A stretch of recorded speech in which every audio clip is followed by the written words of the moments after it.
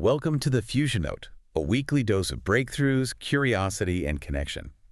Because the future is better when we build it together. It's great to be here. And today, we are really going to be pushing the boundaries of, well, what we even call reality. It feels like it. We're exploring the very edges of human perception, some pretty radical shifts in medical tech, and these invisible forces of nature that are, and this is literal, apparently smiling at us. Yeah, it's quite a lineup. I have to say, looking at the research for this week, I mean, we've got everything from the Lighthouse Playbook to these deep reports on inner and outer senses. It almost feels like time travel. It does. You've got this hard science mixed with deep philosophy, but the common thread isn't really magic. It's about seeing. It's about understanding the machinery inside our own heads first. And then looking at the invisible machinery shaping the world around us. Exactly. So before we dive into the tech and the science, I have a question for you. And for everyone listening, I really want you to try this. It's going to sound random, but just bear with it. Okay, I'm ready. Can you imagine a giraffe with an apple on its head? A giraffe with an apple. All right. Just hold that thought. Don't say anything yet. Because whether you're seeing, a full Pixar animation in your head, or maybe a grainy photo, or maybe just nothing, that reaction, that might define your entire operating system. And to get why, we have to start with the senses. Right. So if I ask you, just straight up, how many senses does a human have? What's the number? Well, the classic answer is 5, right? Sight, smell, touch, taste, hearing. That's what we all learned. Yeah, in kindergarten. But that's a massive oversimplification. Modern research suggests it's a huge one. Some neuroscientists argue we have anywhere from, say, 20 up to 33 distinct senses. 33. Okay, so we're not talking about seeing ghosts or anything like that. We're talking about actual biological feedback loops. Exactly. I mean, think about it. You can touch your nose with your eyes closed, right? Right. That isn't touch in the classic sense. That's proprioception. Your body's ability to sense where it is in space, or your sense of balance, that's the vestibular system, or interoception, that's sensing your internal state, like when you're hungry or your heart is racing. So we're just walking around with this massive dashboard of inputs, but we're really only paying attention to the big 5. And even those 5 are so incredibly limited compared to the rest of the animal kingdom. We're sort of trapped in our own sensory bubble. Like the dolphin example. Yes. A dolphin isn't just hearing better than us. They're communicating on frequencies that are physically impossible for a human ear to even register. Yeah. It's just outside our range. Or the hummingbird seeing in UV. They're Yeah. seeing patterns on flowers that just look plain white to you and me. It's humbling when you think about it. Even the sun. We look up, we see yellow or white light. But physically, that star is radiating a whole spectrum of green and infrared and ultraviolet. We're technically blind to most of the reality that's just screaming at us. Which really begs the question, if we're missing that much of the physical world, what are we missing in our own mental worlds? And this brings us right back to the giraffe. And to this idea of inner senses. We've all heard that advice. If you can't sleep, count sheep. I always just assumed that was a figure of speech. Just a boring, repetitive task to sort of lull your brain. And for you, and for a lot of people, it is just a metaphor. But for others, it's a literal visual event.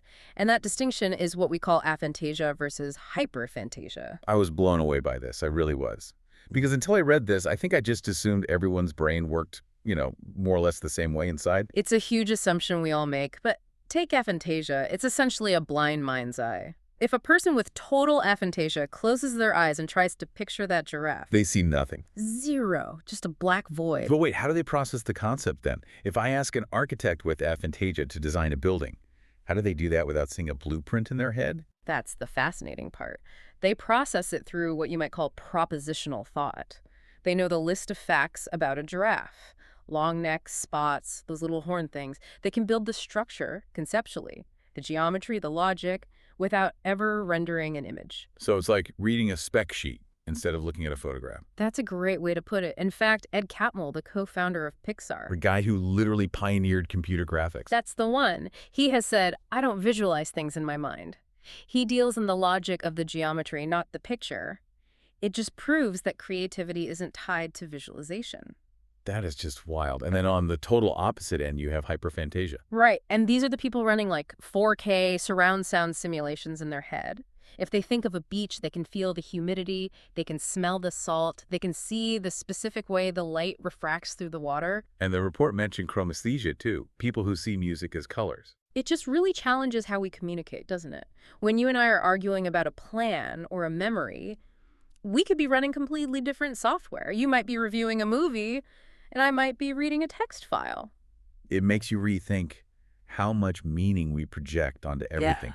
And speaking of projection, I want to bring up the red light exercise from the fusion note. Ah, yes. Because at first it just sounds like simple stress management, but there's some real cognitive science under it. It's all about interrupting the default mode network. The exercise itself is simple. If you hit 3 red lights in a row, you have to hit pause on your emotional reaction. Right. And you ask yourself, do I think this red light is beautiful? Can I change it? Or do I just not care? What did you find when you sort of, ran that simulation in your head? I realized my brain was preloading anger. I wasn't just seeing a color. I was seeing delay, incompetence, bad luck. Exactly. You were projecting a whole narrative onto a photon of light. The light is just a wavelength of energy. It has no intent. By forcing yourself to ask if it's beautiful, you engage your analytical brain and you override that immediate emotional projection. It's a cognitive interrupt. It's a great reminder that we construct our reality just as much as we perceive it.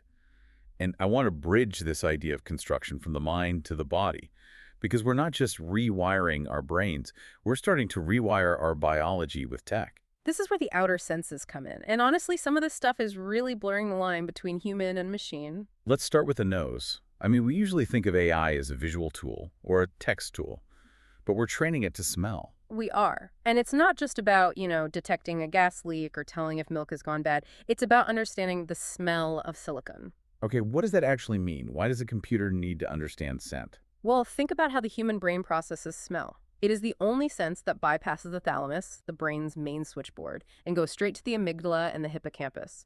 The centers for emotion and memory. Right. That's why a certain perfume can instantly trigger such a vivid memory or a strong emotion. So by teaching AI to smell, we're not just teaching it to identify chemicals, we're trying to give it a direct pathway to memory and context. So if we want AI to really understand human cognition, it needs to get that sensory link. Precisely. The source even had this whimsical image of a Buddhist data center that smells of roses and flowers. Which I love. If we're all going to live in the cloud, it might as well smell nice. But on a much more practical level, there's a medical breakthrough that involves a spray. The smart wound perfume? This feels like sci-fi. This comes from researchers in Korea. They call it an emergency perfume, but it's basically a smart sprayable tissue sealant. So instead of stitches, you just spray this stuff on a wound. Yeah. It creates an immediate chemical barrier. It stops bleeding and seals large wounds in seconds. Just think about the logistics of that. In an ambulance, in a war zone, on a remote hiking trail. You don't need a surgeon's steady hand. You just spray. It's a shift from, I guess, mechanical repair, like a needle and thread, to chemical intelligence. That is a great way to put it. And speaking of the body's complexity, there was one statistic in the reading that I just could not shake. It was about the blood vessel map. Oh, I think I know the one you mean, the length of it all. Yes. If you took all the blood vessels in a single human body, the capillaries, veins, arteries, and you laid them out end to end, they would circle the Earth twice. Twice. That is just staggering. It's hard to even wrap your head around that kind of density. It just shows we're these walking, breathing networks of immense complexity. We are physically shaped to hold the world. And now scientists are taking that map and replicating it on AI chips. They're building digital twins of our vascular system to study things like aneurysms. So we're mapping our own inner world to save lives. But this brings me to the next big theme of the fusion note. We have this incredible map of our own bodies, but when we look outside at the world we're living in, the map feels like it's constantly changing under our feet. This is what the source calls the exponential era. Exactly. We're trying to navigate this jungle of AI. Yeah. Space travel is accelerating. Right. It feels chaotic. And this is where the concept of the Lighthouse Playbook comes in. And I think this is such a crucial idea. When the environment is volatile, you don't need a better map because the terrain just changes too fast. You need a lighthouse. You need a lighthouse, a fixed point of reference, a harbor. Look at the space updates just from this week. You have China launching a reusable rocket, a huge step for their lunar plans. You have Europe's Ariane 6 restoring their access to orbit. Humanity is physically expanding its territory. But down here on Earth, mentally, We're really struggling with our tools. There's this tension. We're adopting AI so fast we haven't even figured out the etiquette, let alone the ethics. There's a quote from Eric Markowitz in the Fusion Note that just nails this. He says, "We started to confuse what a tool can do with what a tool should do." That distinction is everything. Just because I can clone a voice, should I? And we actually saw a check on this recently with ByteDance. Right, they suspended a face-to-voice feature. And it's a small moment, but it's significant. It's a company pausing to say, wait, we need some guardrails here. It's a recognition that technology needs a relationship with us, not just dominance over us. And this brings us to the spotlight. We usually treat writing as this skill, something you learn in school, and then maybe you try to outsource to ChatGPT if you're busy. But the Fusion Note takes a very different stance. It does. Drawing from that McCormick talk, the argument is that writing isn't just output. Writing is thinking. I think that's where people get confused. They think the goal of writing is the finished document. But the process of writing, of wrestling with words, structuring sentences, that's how you structure your mind. Exactly. If we outsource the writing, we're outsourcing the synthesis, we're outsourcing the logic. Writing is how you build your own internal lighthouse. It's how you make sense of all the noise. So, write to think, not just to publish. Okay, I want to pivot now to the final leg of our journey. We've gone inside the brain, we've looked at the confusing landscape of tech. Now let's look at the planet itself. Because apparently, the Earth is smiling at us. This was my favorite visual of the week. Smiling electrons. It sounds like a metaphor, but it's not, is it? We're talking about a physical phenomenon in the magnetosphere. We are. It's called magnetic reconnection. You can imagine the Earth's magnetic field lines snapping apart and then reconnecting, and in that process, they release these massive amounts of energy. And a satellite captured an image of this happening and the way the fields aligned. It created a perfect, glowing, smiley face. It's amazing to think of these violent, high-energy events looking so benevolent from a distance. And it's not just happening above us, it's below us. The report mentions fire horse energy deep in the Earth's mantle. Fire horse energy, and it mentioned impossible earthquakes. What makes them impossible? Well, usually earthquakes happen where rock is brittle so it can snap, but deep in the mantle, the pressure and the heat are so high that rock should be fluid. It shouldn't be able to snap.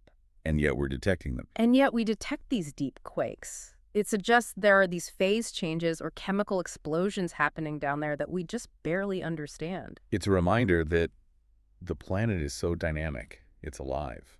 No. And speaking of understanding the fabric of reality, we have to touch on the quantum optics section. The report mentions light occupying, and I want to get this right, high-dimensional mathematical state spaces. I know, that sounds like pure jargon. It does. Can you translate that for me? Are we talking about, like, parallel universes? Think of it less like parallel universes and more like information density. Imagine a photon of light isn't just a simple on-off switch. Imagine it's like a library book that can store a massive amount of information in the way it spins, the way it moves, its orbital, angular momentum. So light is much more complex than just bright or dim. So much more. It means we're getting closer to observing things like entanglement, where particles are linked across space, not just as a theory, but as tangible data. We're peeling back the code of the universe. Peeling back the code. I like that. But I do want to land this plane on something tangible. We hear so much about the environment in the context of doom. But the Wilderness Carbon Heroes segment, it actually had some good news. It did, and we need to hear it. So what's the verdict? Two really big things. First, China. They are the world's largest emitter, but their emissions appear to be falling, and falling structurally. They're adopting alternative energy way faster than anyone predicted. That's huge. That actually bends the curve for the whole planet. And secondly, closer to home for some of us, U.S. forests. In the last 2 decades, they have locked away more CO2 than at any other time in the last century. Wait, more than the last 100 years, even with all the urbanization and everything. Yes. It turns out when we just let forests recover, they work. The expert in the source summed it up with this beautiful phrase, carry not wood, but water. Yeah, meaning? Meaning, don't try to build the forest yourself. Just provide the nourishment, carry the water, and let nature do the heavy lifting of building the wood. It's about working with the smiling magnetic fields and the fire horse energy, rather than trying to dominate them. That feels like the perfect synthesis for this whole deep dive. Whether it's the inner movie of our minds or the smiling electrons of the magnetosphere, the world is active. It's vibrant. And we just need to learn how to tune in. Oh, before we go, we have to hit the cultural nuggets. There were 2 gems this week. Oh, absolutely. First up, Godzilla.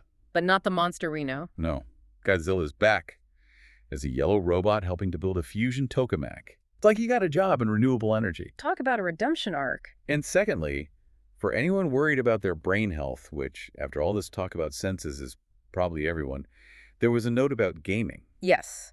Playing games for just 5 weeks was shown to reduce dementia risk in elders. It forces the brain to build new maps, to use those inner senses. So play some games, spray some perfume on your wounds, and look for the smiling sky. Sounds like a pretty good plan. I want to leave everyone with one final thought, going back to that giraffe we started with. The source ends with this really provocative question. Can you see the horse walking on rocks filled with fire? That fire horse again. Try to visualize it. If you have aphantasia, think about the heat, the sound of the hooves, the danger. If you have hyperphantasia, look at the glowing rocks. And ask yourself, which doors of perception do I usually keep closed? And what would happen if I just opened one more? Look closer. Listen for the frequency you can't hear. Thanks for diving in with us. This is water. This is water. We'll see you next time on The Fusion Note.